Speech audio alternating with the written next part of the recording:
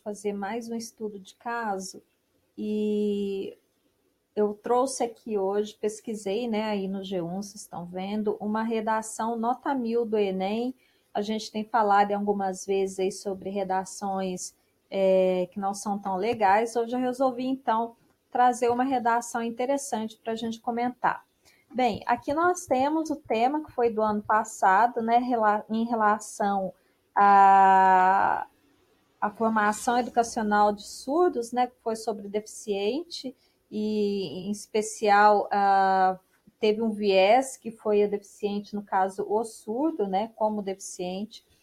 E daí nós, aqui no site do G1, a aluna Yasmin Lima Rocha, do Piauí, e ela escreve o seguinte: vamos para a introdução. Lembrando que a introdução possui duas funções. A primeira delas é apresentar o tema e a segunda, constituir uma tese que vai ser defendida depois, né? Então, nós temos assim: a formação educacional de surdos encontra no Brasil uma série de empecilhos. Essa tese pode ser comprovada por meio de dados divulgados pelo INEP, os quais apontam que o número de surdos matriculados em instituições de educação básica tem diminuído ao longo dos últimos anos. Nesse sentido, o que deve ser feito para alterar essa situação, uma vez que milhares de surdos de todo o país têm o seu direito à educação vilipendiado, confrontando, portanto, a Constituição Cidadã de 1988, que assegura a educação como direito social de todo cidadão brasileiro. Então, observando aqui a introdução, nós temos aqui, na primeira linha, olha, ela já vem falando do tema e simultaneamente, ela já apresenta a tese, né? Que ela diz que a formação educacional de surdos é deficitária, tá? Se encontra em empecilhos e é deficitária. E também já diz que ela vai falar sobre a formação educacional de surdos. Então, observe, uma forma bastante interessante de começar uma introdução, como ela fez aqui, olha, afirmando. Afirma, observe que no parágrafo seguinte ela faz uma reflexão sobre essa afirmação e utiliza mais um parágrafo para terminar. É o que eu sempre venho dizendo aí nos meus vídeos, tá? Então, fiquem ligados. Bem, daí ela vem para o primeiro.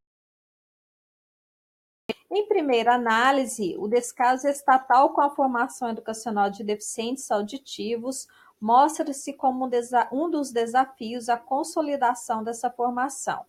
Isso porque poucos recursos são destinados pelo Estado à construção de escolas especializadas na educação de pessoas surdas, bem como a capacitação de profissionais para atenderem às necessidades especiais desses alunos.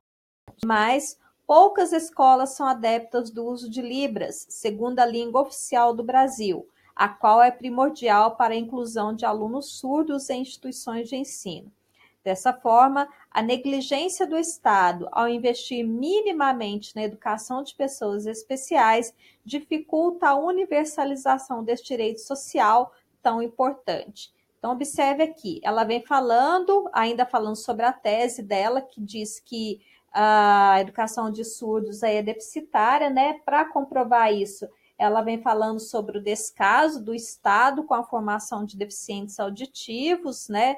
Depois vem falando que o próprio Estado oferece poucos recursos destinados à construção de escolas especializadas para esse tipo de público, né? Depois, para comprovar ainda, ela vem falando que poucas escolas ainda são adeptas do uso de Libras, que é a segunda língua oficial, né? Isso estava constando no texto base, a qual é primordial para a inclusão de alunos surdos em instituições de ensino. Ela falou alguma mentira? Não. Tudo isso daqui é um argumento que vale por ele mesmo, tá? Tudo isso é verdade, tudo isso acontece no Estado, tá? Muito bem, argumento muito bem feito. Continuando, ela vem falando aqui no próximo parágrafo o seguinte: em segunda análise, observem aqui, olha, os conectivos que ela vem utilizando, tá vendo? No primeiro argumento, ela utilizou ali, olha, em primeira E no próximo argumento, ela vem utilizando em segunda análise, tá vendo? Isso tudo vai dando aí o processo de continuidade do seu texto e progressão textual, né? Em segunda análise, o preconceito da sociedade com os deficientes apresenta-se como outro fator preponderante para a dificuldade na efetivação da educação de pessoas surdas. Essa forma de preconceito não é algo recente na história da humanidade. Então, observe que esse argumento ela foi lá na história para poder justificar. Ainda no Império, sendo jogadas de penhascos. Aí agora ela vem explicando, né? Esse argumento em relação com a temática. O preconceito ao deficiente auditivo, no entanto, reverbera na sociedade atual, calcada na ética utilitarista que considera inútil pessoas que aparentemente menos capacitadas têm pouca serventia à comunidade, como é caso de surdos. Os deficientes auditivos, desse modo, são muitas vezes vistos como pessoas de menor capacidade intelectual, sendo excluídos pelos demais, o que dificulta aos surdos não somente o acesso à educação, mas também a posterior entrada no mercado de trabalho. Então, observe aí, em segunda análise, ela vem falando sobre o preconceito, utiliza aí uma justificativa histórica para poder falar desse preconceito, e depois ela vem falando sobre a questão aí do deficiente auditivo, que muitas vezes é visto como pessoa de menor capacidade. Muito bem, e o que se pode concluir, né? E aí, observe que ela utiliza um outro conectivo, né? Nesse sentido, não coloca nenhum clichê, né? Como muitos alunos colocam lá, diante do exposto, medidas devem ser tomadas para solucionar o impasse. Então, não tem nada disso, não está avisando que vai concluir, nem nada, né? Utiliza aí um conectivo inteligente. Nesse sentido, urge que o Estado, primeiro agente, por meio de envio de recursos ao Ministério da Educação, o que ele tem que fazer? Promova a construção de escolas especializadas em deficientes auditivos e a capacitação de profissionais para atuarem não apenas nessas escolas, mas em instituições de ensino comuns também, objetivando a ampliação do acesso à educação aos surdos, assegurando a estes, por fim, o acesso a um direito garantido constitucionalmente. Quem mais que deve agir? Olha lá, outro sim, quer dizer, um conectivo que dá continuidade à ideia, né? ONGs devem promover, o que as ONGs devem fazer?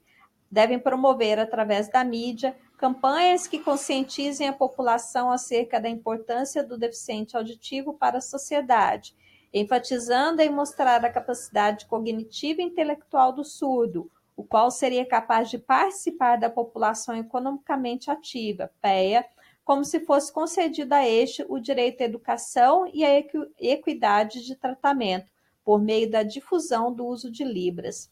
Ok, qual a finalidade destes processos, dessas ações? Dessa forma, o Brasil poderia superar os desafios da consolidação da formação educacional de surdos. Percebam? Então, um texto totalmente conectado, né? As partes entre ele conectadas por meio dos conectivos inteligentes, as partes entre os períodos, as partes entre os parágrafos. Aqui no final, na conclusão, ela tem a tese que foi colocada lá em cima, dizendo que a respeito da educação de surdos era algo que tinha muitos entraves, ela vem dizendo o que então deve ser feito para melhorar esses entraves, né? Então ela vem colocando o Estado como um ativo, um agente ativo, a ONG também um outro agente ativo, o que cada um deles devem fazer e para quê.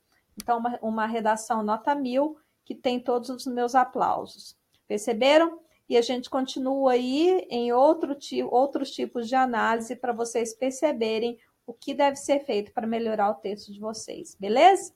A gente se vê no próximo vídeo. Tchau, tchau.